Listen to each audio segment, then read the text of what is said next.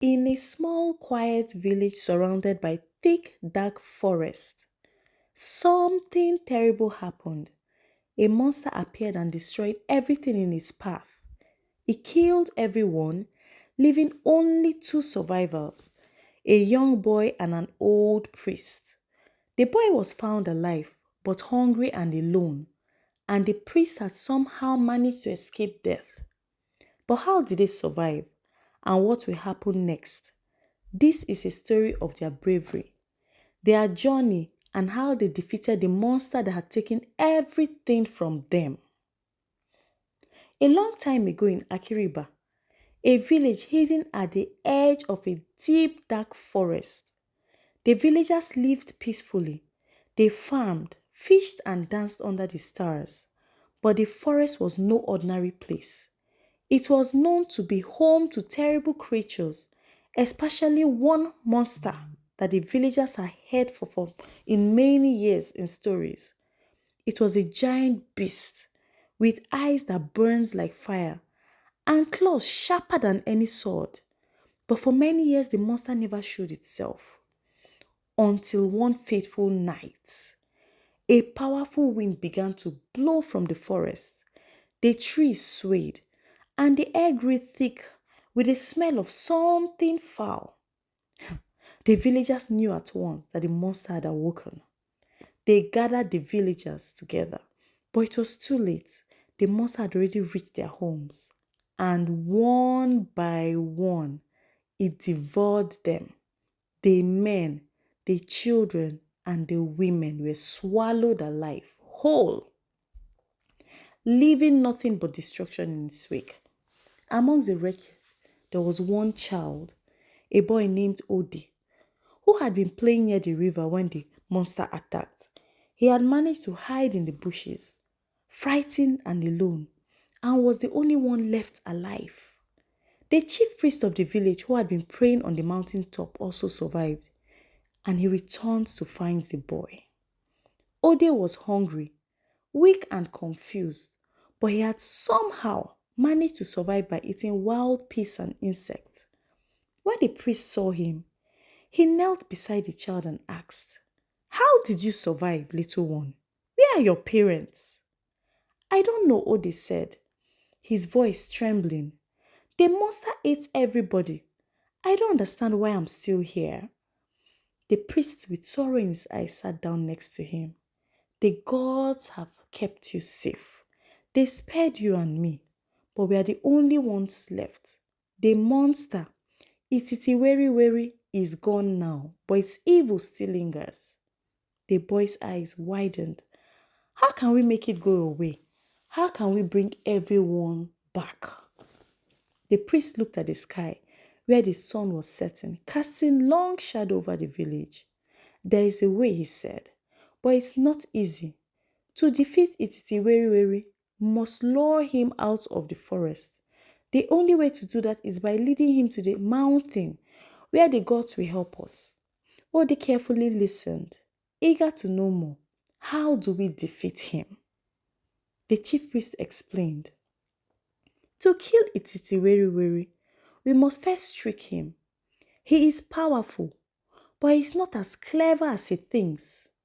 We will need to spread a slippery herb called Odada on the mountain path, one that will make him lose his footing.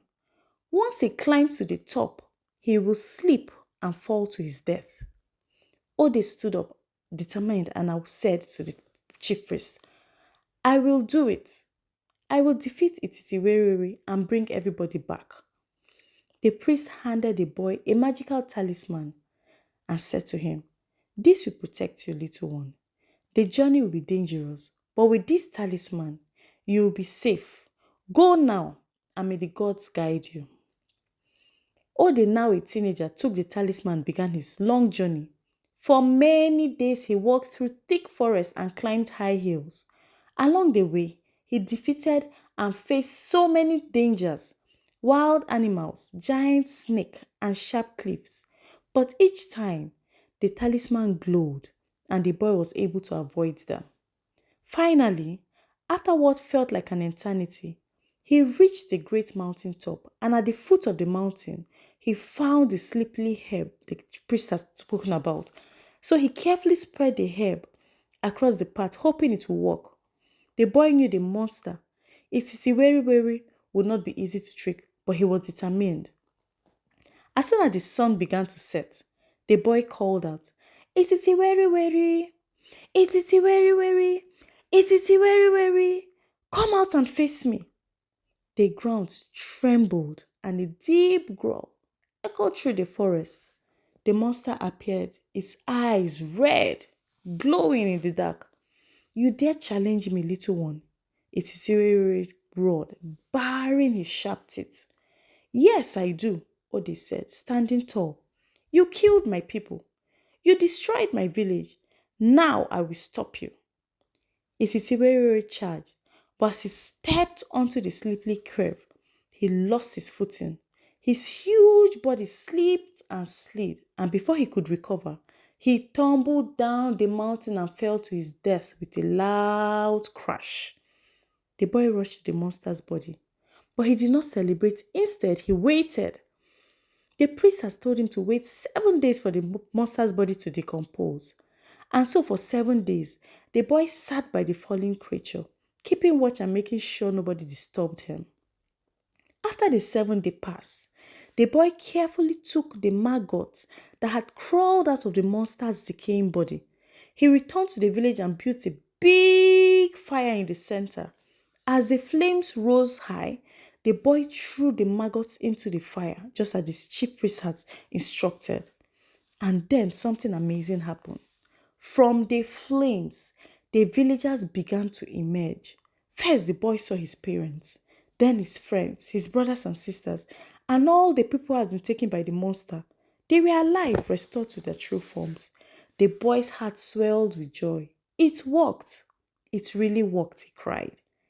So the chief priest, who had been watching from a distance, smiled and placed his hands on the boy's shoulder. "You did it. You were brave, and the gods have blessed us." From that day forward, the villagers was never threatened by the monster again. Oh, they grew into a strong young man, and the priest taught him everything he knew about the gods and the world. Together, they protected the village from danger, and they made sure the people never forgot the brave teenager who had saved them all. From generations to generations, this story has been told, reminding us that even in the darkest time, courage and faith can bring us back to light. The end.